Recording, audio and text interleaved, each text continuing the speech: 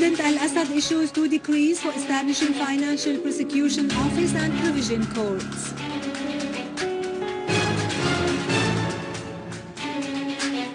Condemnations of Aleppo terrorist attacks which killed and wounded dozens continue.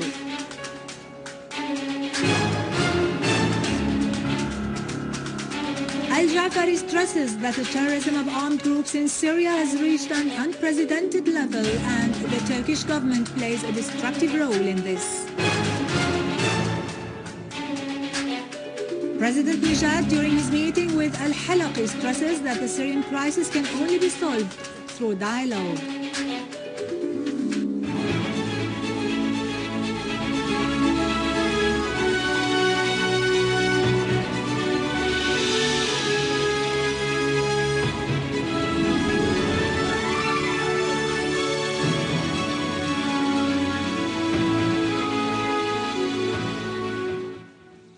Good afternoon and welcome to our news for today. President Bashar al-Assad has issued Legislative Decree No. 9 of 2013 to set up primitive and appellate criminal courts in every governorate to consider supply issues. The President also issued Decree No. 10 of 2013 stipulating the establishment of a financial public prosecution to consider crimes related to public funds. Minister of Justice Dr. Najm al-Ahmed said the decree about setting up criminal courts to consider supply issues in every governorate has been declared because supply issues are closely connected to the livelihood of citizens and the state's economic security system. Mr. al-Ahmed pointed out that establishing such courts would contribute to realizing economic and social stability and fulfilling the objective of speeding up the settlement of conflicts related to supplies, thus implementing the principle of judicial reform and development. The Minister of Justice said the Legislative Decree No. 10 on establishing a financial public prosecution specialized in crimes related to public funds would limit the number of financial crimes which constitute an extremely dangerous phenomenon in view of the negative impact they leave on society. He added that establishing a public prosecution for public funds and financial investigation departments is an application of the principle of specialization and serves to create factors that would hasten the process of settling lawsuits and safeguarding public funds, as well as bringing to account any perpetrators of relevant crimes.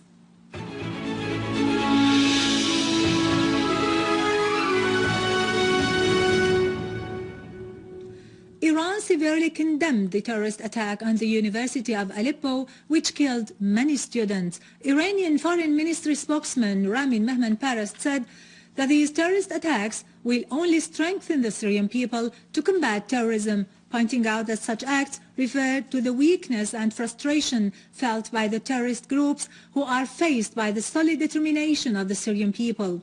Also, the gathering of nationalist forces in Jordan condemned by the strongest terms the terrorist act committed by the gangs of treason, pointing out that the approach of systematic killing and destruction followed by those criminal groups clearly demonstrates that they have nothing to do with reform or democracy, but they aim at undermining the nation through toppling Syria, which is the last bastion in their faith. In Palestine, Sheikh Salman Antir, head of the national activities in occupied Palestine, also condemned the terrorist attack on Aleppo University, asserting that this act is part of the war in Syria and its people. Yesterday, an armed terrorist group had attacked the University of Aleppo by 2 rocket shells, killing many students and injuring others on the first day of the exams at the university. The victims also included a number of citizens who were displaced from their houses due to the terrorist acts and had been taking refuge at the university campus. Terrorists detonated 2 booby-trapped cars that carried large quantities of explosives in Idlib, causing several casualties and injuring a number of citizens. The first explosion took place in Az-Zira Square and the second in Al-Mutlaq Square. 22 citizens were killed as a result and 30 others were wounded. Huge material damage was inflicted on houses and infrastructure. Meanwhile, an army unit has destroyed 2 booby-trapped cars driven by suicidal terrorists on Idlib Idlib al-Mastum road in the governorate suburbs. They had been intended to target citizens and law enforcement troops.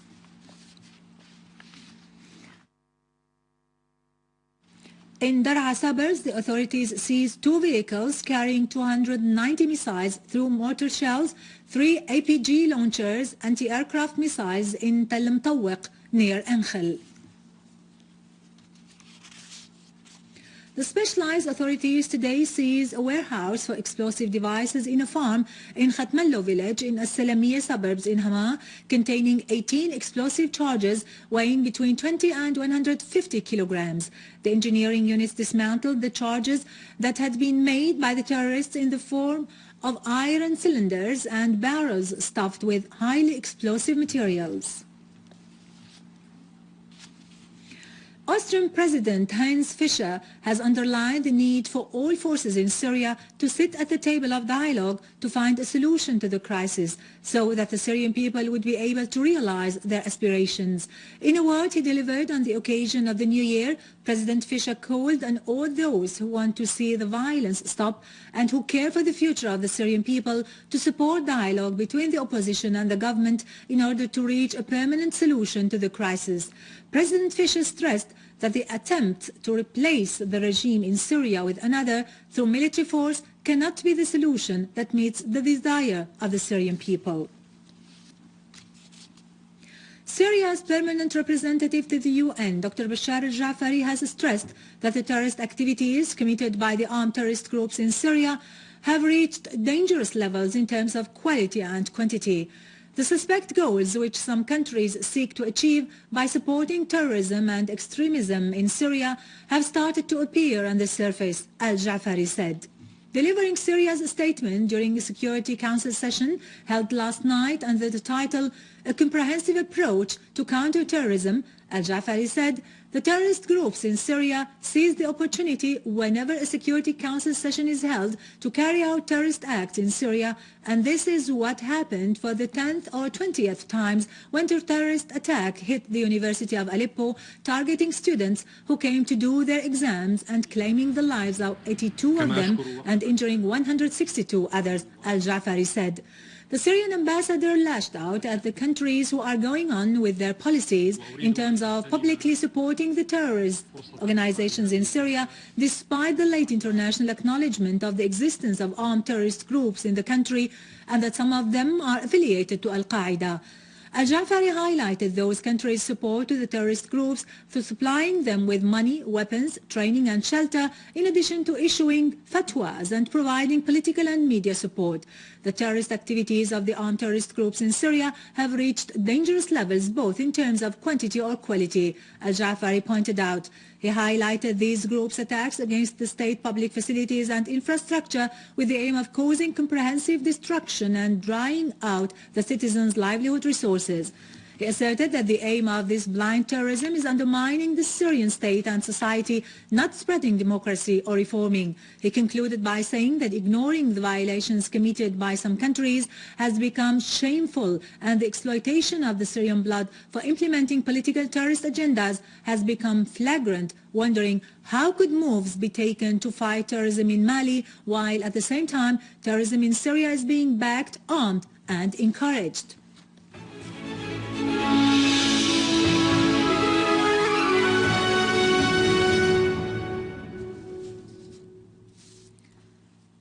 Iranian President Mahmoud Ahmadinejad renewed his confidence that the Syrian people will overcome the difficult circumstances and that Syria will pass over the crisis into safety. During his meeting with Prime Minister Wael al-Halaqi in Tehran, President Ahmadinejad focused on the peaceful solution for the crisis, saying that the only solution is by the cessation of violence and through national dialogue to reach the democratic option and elections. President Nejad voiced Iran's support for Syria's government and people to regain stability and to face the different kinds of challenges and the support of reform and peaceful solution for the crisis. The Iranian president called on the governments of both countries to boost cooperation relations between Syria and Iran. For his part, Prime Minister Wael al-Halaqi briefed the Iranian president on the terrorism which is supported by regional and international powers against Syria, asserting the Syrian people's ability to face it thanks to the cohesion and the national unity. Bilateral relations were reviewed during the meeting, especially concerning economic and financial cooperation, as well as providing gas, fuel, oil and oil derivatives and the support of electric power. Prime Minister Al-Halaqi and Iranian President's First Deputy Mohammad Rida Rahimi held talks discussing joint cooperation between both countries. Prime Minister Halaqi explained the economic situation in Syria and the difficulties suffered due to the economic sanctions and the repeated attacks by the terrorist groups on the oil, gas and electric sectors. Al-Halaqi extended thanks to Iran's government and people for their stances in support of Syria and its fight against the conspiracy that targets resistance in the whole region.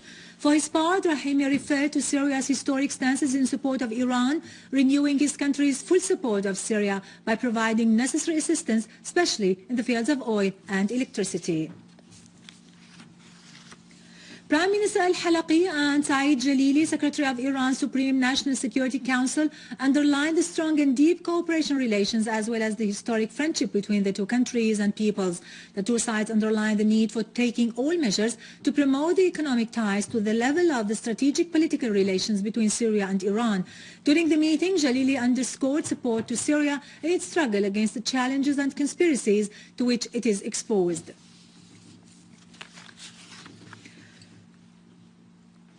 The Prime Minister also discussed with Iranian Foreign Minister Ali Akbar Salehi the bilateral relations and the latest developments in the region. Al-Halaqi and Salehi said that Syria and Iran, through their cooperation, stand against the project and plots which aim at striking the resistance and destabilizing the region's security and stability. Salehi also expressed his country's support to the factors of Syria's struggle in the face of challenges. Al-Halaqi affirmed that the political program to solve the crisis in Syria as presented by President Bashar Al-Assad constitutes the way out of the crisis, solving it through dialogue and peaceful resolutions. He appreciated Iran for its initiatives, which call for solving the crisis in Syria through dialogue and peaceful ways and rejecting the foreign intervention in Syria's domestic affairs. With this, we end our news for today. Thank you for watching. For more news about Syria and the region and to view this bulletin again, you can always visit our website in English, syriaonline.sy. Now to latest business and market news with Khalid Saqabani after a short break.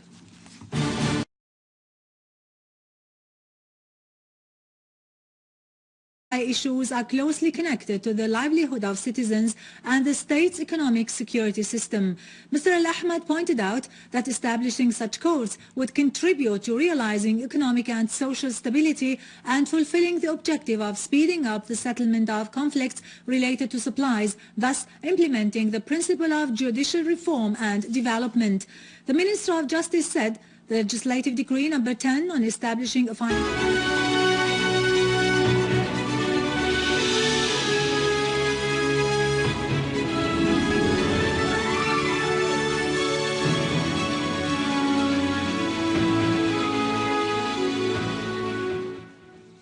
Good afternoon and welcome to our news for today.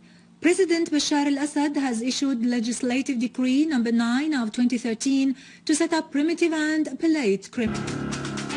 Al-Jafari stresses that the terrorism of armed groups in Syria has reached an unprecedented level and the Turkish government plays a destructive role in this.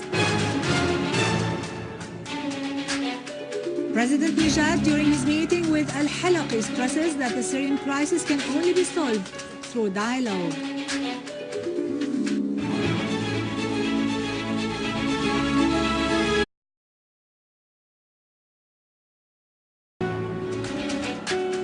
President Al-Assad issues 2 decrees for establishing financial prosecution office and provision courts.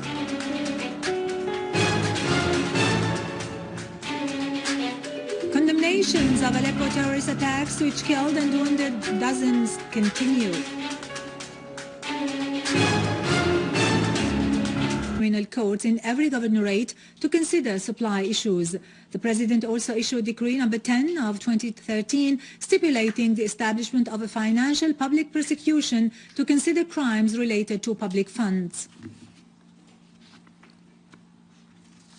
Minister of Justice Dr. Najm Al-Ahmad said the decree about setting up criminal courts to consider supply issues in every governorate has been declared because supply